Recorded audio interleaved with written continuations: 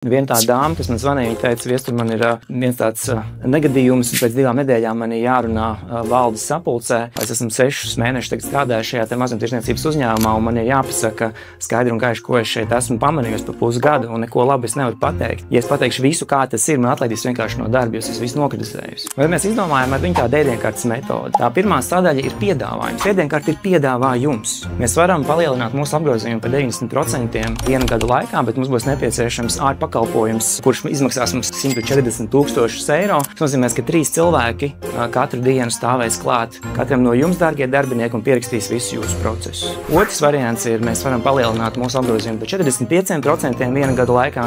Mums nebūs nepieciešams ārpakalpojums, bet jums katram būs pašiem jāraksta procesi, kurus jūs veicat, un tas jums prasīs 2 papildus stundas kā virsstundas. Un pēdējais piedāvājums, mēs varam palielināt mūsu apgrozījumu par 5% 1 gada laikā. Viss, kas būs jādara mūsu mazumtirdzniecības veikalu pārdevējiem, būs jāsveicina savi klienti. Mēs piedāvājam, jo sliktā ziņa lielākā problēma ir diagnoze, spriedums, sāpes, ciešanas, es tev līdzi jūtu, bet tev pāries.